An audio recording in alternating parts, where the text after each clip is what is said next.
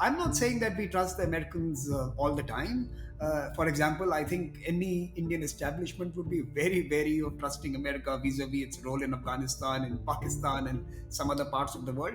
But we are far more certain of them in some other geographies. So I think it is a more real relationship. We are not blindly believing in each other. But we are certainly more sure of each other than we ever were. And I believe this is going to get stronger. Hello, everyone. Thank you so much for joining me today. It is my great pleasure to introduce to you Samir Saran. Samir is the president of the Observer Research Foundation in Delhi, and we are going to be speaking today a bit about the US and Biden and India and relations between the two. So, Samir, thank you for being with me today. Pleasure to be here, Emily. So let's just get right into it. So, Biden has not been coy about the fact that countering China with other partners, including India, is a priority. You are familiar with thinking, both official thinking and in policy circles. How is this being perceived in Delhi? So, Emily, I think you can assess this in a number of ways. The first, of course, is it's a confirmation of what some of us were discussing over the last few years. There seems to be a broader American consensus on their assessment of China. Many of us were beginning to sense that it had changed, and it was bipartisan in character, that new assessment. So that could be one assessment. The second, of course, could be that the security establishment in DC was determined to make sure that whoever came to power would follow their advice on their engagement with China. And the third assessment could be that the Chinese are leaving no American president too much room to maneuver. It is the Chinese who are shaping American policy to Beijing and in many ways also deciding international relations in the Indo Pacific. In some ways, all of us are responding to the muscular emergence of China in the recent past, and that could be the third assessment. I think historically in India, there has been, at least in some corners, both a sense that the Americans are not trustworthy, reliable partners, and also, relatedly, that the Americans are going to get India into a military conflict that India does not want to be involved in. As the US really delves into or focuses on the Indo-Pacific, and is there still that fear, that wariness, or have current events and Chinese behavior made those concerns secondary? I think much of what you sometimes may hear in Delhi or in DC could possibly be remnants of the 20th century. People holding on to positions of the past, people who have written books on India's behavior or American attitudes of the past, wanting to still be relevant in the 21st century. I think there is a more pragmatic assessment of each other today. We know that we don't share a typical Atlantic style relationship. It's a more Asian relationship, more grays than black and whites in our relationship. But certainly, it's a modern day contemporary Indo Pacific partnership, which is not going to be a typical alliance or a treaty alliance. It is going to be far more a partnership which is very specific in what it seeks to achieve. I'm not saying that we trust the Americans all the time. For example, I think any Indian establishment would be very wary of trusting America vis-a-vis its role in Afghanistan and Pakistan and some other parts of the world. But we are far more certain of them in some other geographies. So I think it is a more real relationship. We are not blindly believing in each other, but we are certainly more sure of each other than we ever were. And I believe this is going to get stronger. There are a couple of potential pitfalls to this relationship that I want to ask you about. But first, I do want to ask, since you mentioned Afghanistan, how the withdrawal was perceived. Well, those who believe DC is untrustworthy had a flag there, and those who believe that DC is responding to its pragmatic realities assessed it in that manner. So I think it was a divided public sphere or the strategic sphere in New Delhi. To me, I think Americans had to leave.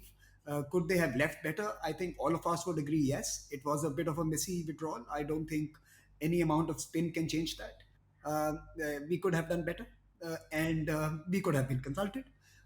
But having said that, I think perhaps the Afghan track uh, always saw America maintain a certain distance from India. And be it Trump or Biden, I think that was true in both the terms, presidential terms. And in that sense, it's not surprising. It's not that we've been let down or heartbroken because America did not consult us. I don't think they ever were very, very open with us on what they were wanting to do.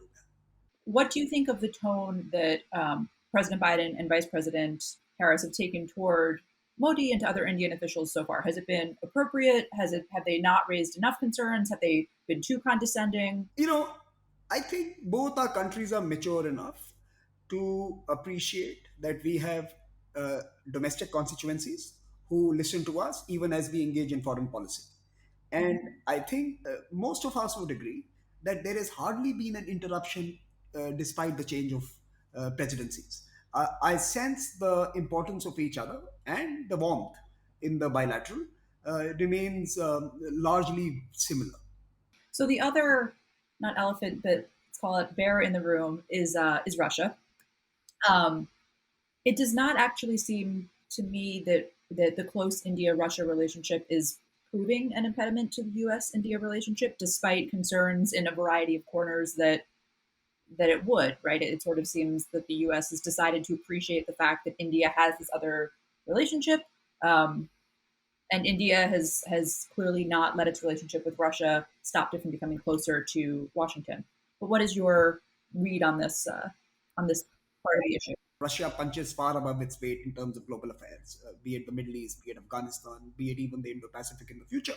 Russia is going to remain a relevant voice. And we do not want a situation where we paint Putin into the Chinese corner. I think that would be disastrous for us. So we will have to find ways in which we can accommodate uh, Russia's role in the world in our scheme of things. Now, I think India has a role to play there.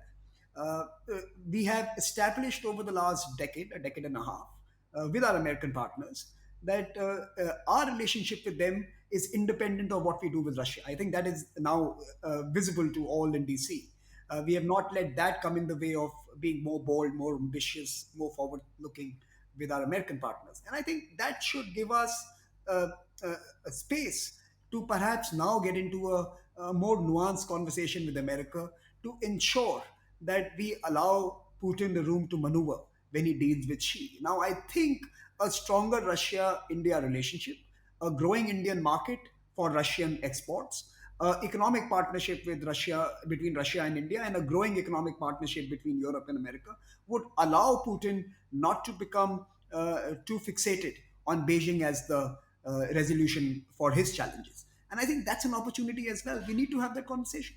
Speaking of challenges and opportunities, India has long been at one of the earliest and loudest voices speaking about the need to take substantive action toward climate change.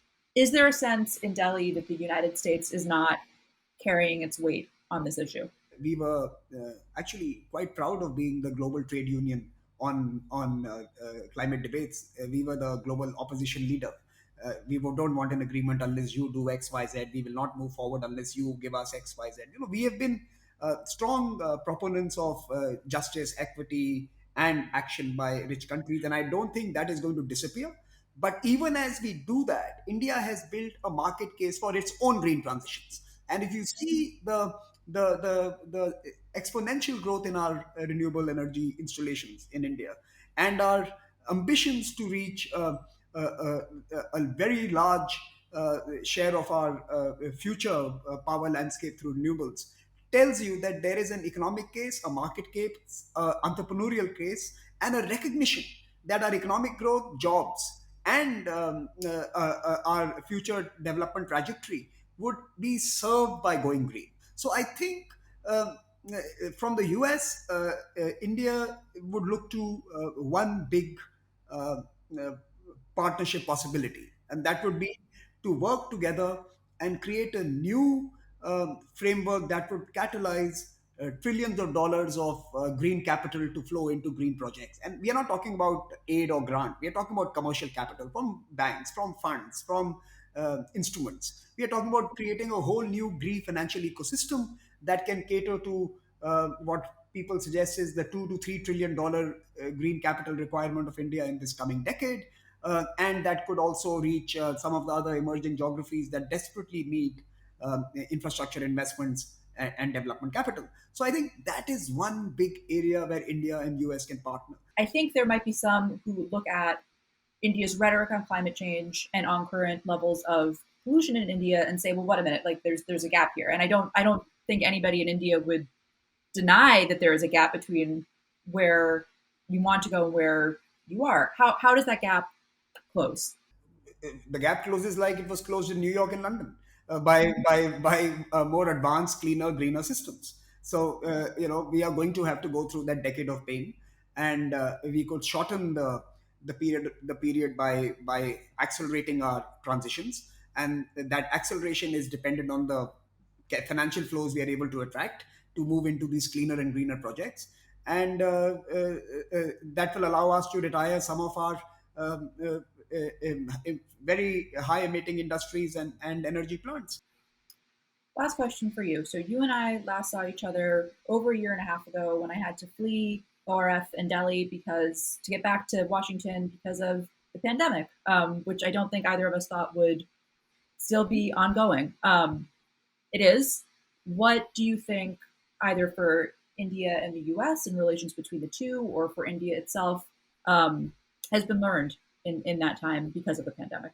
I think we all need to understand that we were unprepared, and all our theoretical planning went for a toss when we were faced with a systemic risk unleashing itself on our societies, and therefore we need to go back to the drawing board.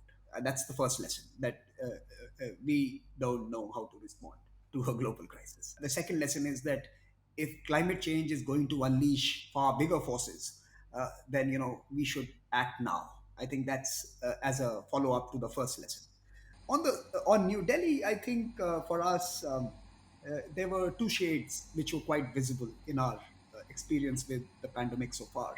The first, of course, was the the heartening display of state capacity. The diplomatic architecture that we have built up over the years, all of that came into play. The big aircrafts carrying oxygen cylinders across the world as we needed it, or as someone else sought it.